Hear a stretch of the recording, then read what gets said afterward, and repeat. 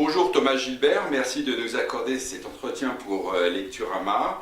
Vous venez de publier chez Largo un magnifique album, Les filles de Salem, où vous êtes auteur et illustrateur.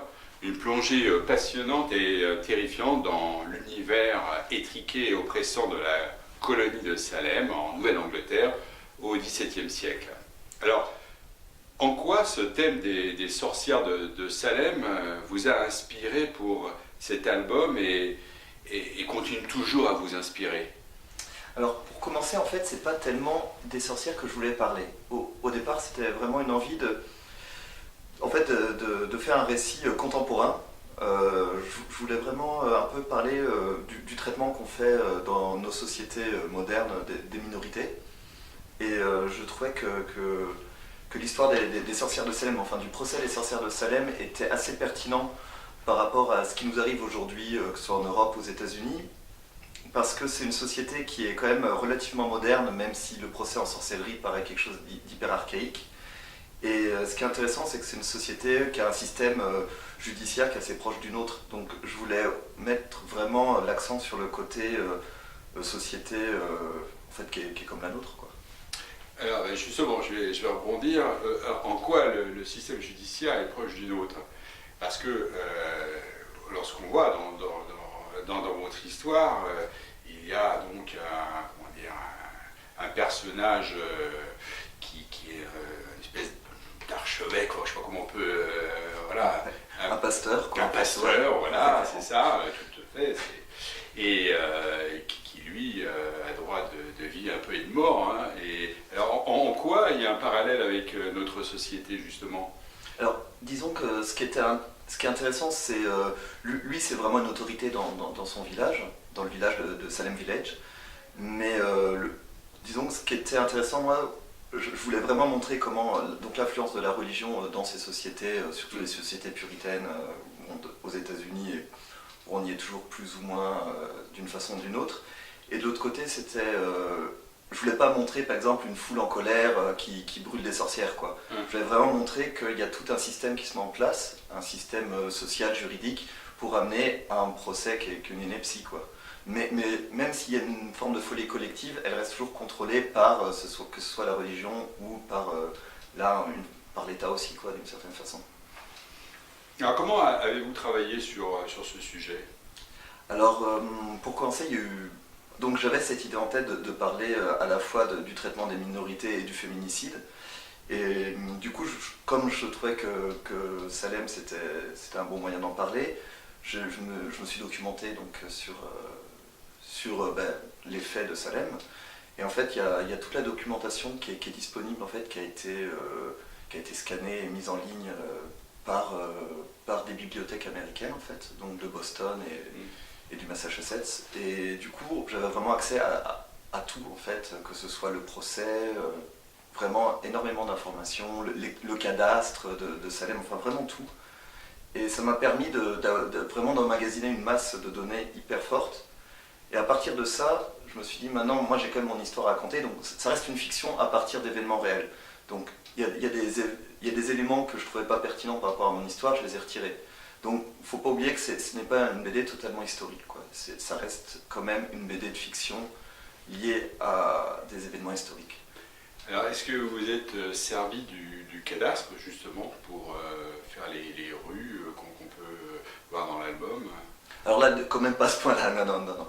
Mais j'aurais pu... Après, ce qui est marrant, c'est que il y a quand même pas mal de choses qui sont parcellaires. Par exemple, on a quelques gravures des types de maisons qui étaient à l'époque, mais ça laisse quand même pas mal de place à l'imagination. C'est comme pour les costumes ou même, par exemple, les peuples indiens autour, on a très peu de données, en fait. Ah oui. Donc en tant qu'auteur, ça permet d'un peu d'imaginer, d'y aller soi-même, quoi. Ouais. Enfin, de laisser un peu vagabonder et dire des choses par le dessin, quoi. Ah oui, mais les costumes restent... enfin, c'est vraiment... c'est tout à fait crédible. Oui, quand même. Mais on n'est jamais à 10, 20, 30 ans près. Ah oui, quand même. Et alors, pourquoi, selon vous, en fait, dans l'imagination populaire, Salem fascine tant?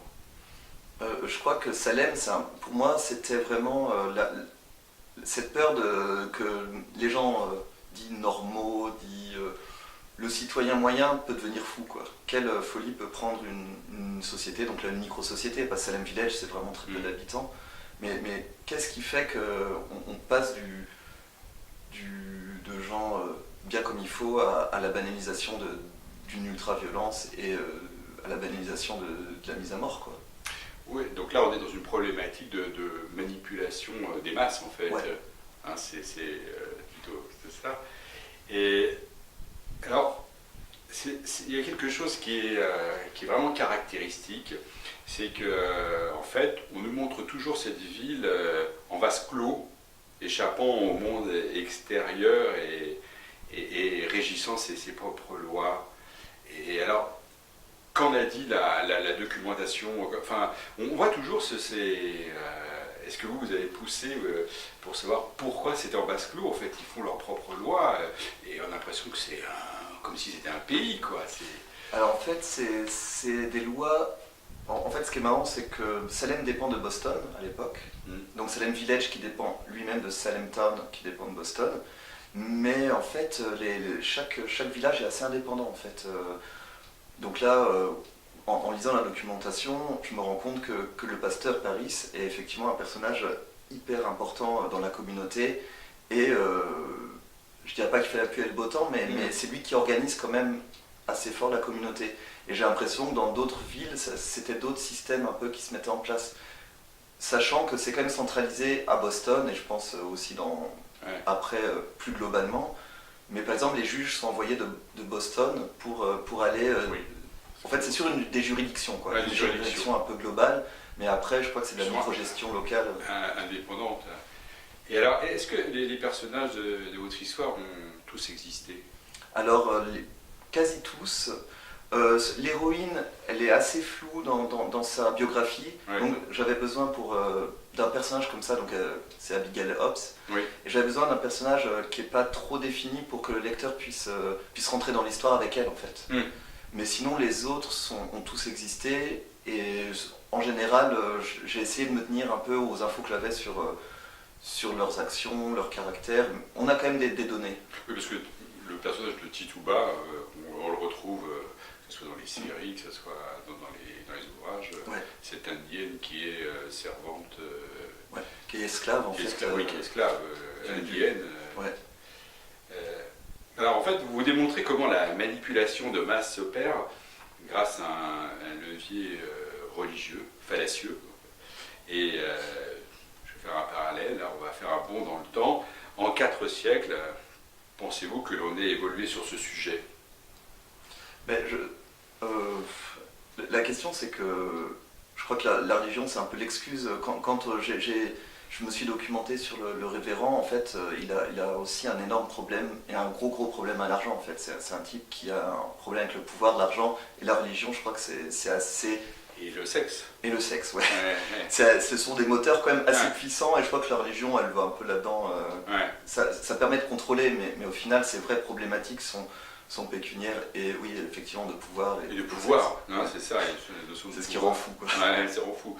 Donc en fait, alors justement, avec notre époque, est-ce qu'il y a donc un parallèle Est-ce que vous y avez trouvé un parallèle en disant, tiens, là c'est ce qu'on vit sur Salem, c'est pareil. Ouais, pour moi, c'est juste les échelles sont pas les mêmes, mais effectivement, le contrôle des masses le contrôle des corps par la religion, peu importe quel type de religion, on le voit à travers le monde sur tellement de milliers d'années, et c'est vraiment ça qui m'intéresse, quoi. Comment on contrôle des sociétés, des gens, comment on ritualise leur vie.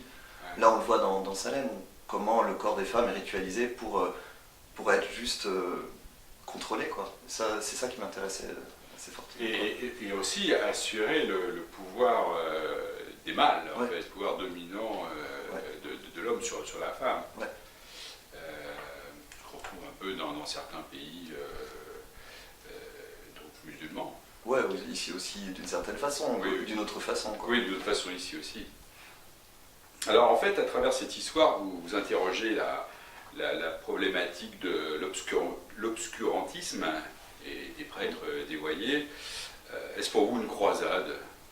Est-ce que c'est pour vous un thème qui vous est cher? Alors en fait, je trouve que la religion c'est un bon moteur narratif, Mm. parce que déjà il y a un imaginaire à la fois visuel et sociétal qui m'intéresse, et globalement j'essaye dans mes récits plutôt personnels, j'essaye de casser un peu les codes qui font, de comprendre c'est quoi les moteurs de nos sociétés, et puis voir comment, qu'est-ce qu'il y a à mettre à bas quoi, dans nos sociétés, parce que je suis pas totalement content de comment ça tourne, quoi. Ouais, ouais, oui. Alors moi, j'ai beaucoup apprécié dans cet album, en fait, le point de croix, la couture que réalise Abigail Hobbs pour montrer, pour définir en fait le village qu'on voit après dans la description. J'ai trouvé que c'était une super idée, vraiment très très bien fait. Voilà, je voulais le dire. Chouette. En fait, ça vient de... J'avais lu un bouquin d'une sociologue qui s'appelait Façon de dire, façon de faire, et qui parlait du trousseau, en fait. Donc vraiment de cet acte de l'enfance qui définit en tant que femme, qui est de faire son trousseau, quoi. Donc historiquement, Ouais. quoi. Et du coup, je trouvais ça intéressant pour présenter le village, vraiment de partir sur cette idée. J'aurais dû le faire à la main si j'avais eu plus de temps, j'avais été plus sérieux, mais bon, Ouais. du coup... Non, mais ça, voilà, on comprend très bien. Et alors, en plus de ça, j'ai trouvé, moi j'ai ressenti vraiment cette oppression, vraiment, qui pesait sur les personnages principaux voilà, du procès. On ressent vraiment la trame dramatique.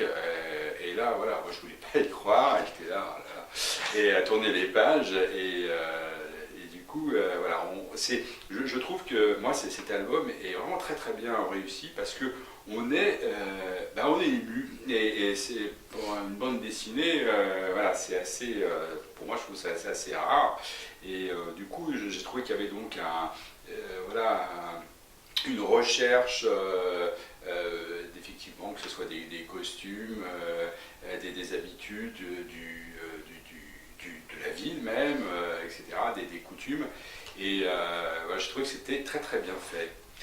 Alors, je voulais, pour finir, vous demander quels sont vos projets. Alors j'ai un prochain projet qui serait un peu dans la prolongation Ouais. des filles de Salem, et ça serait... sauf là, je trouvais que les méchants étaient encore très, très manichéens, parce qu'historiquement, il était assez fort. Là, je voudrais ça se passerait au Moyen-Âge, ce serait une société où tout le monde est vraiment trop... On suit les traumatismes de tout le monde, à la fois des bourreaux et des victimes. Et l'idée, c'est de dire quand est-ce qu'on brise la violence, quoi. Quand est-ce qu'on se dit maintenant stop, D'accord. on s'arrête.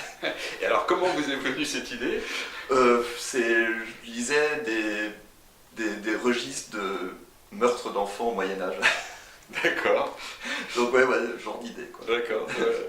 Ben, très bien, merci beaucoup, Thomas. Merci à vous.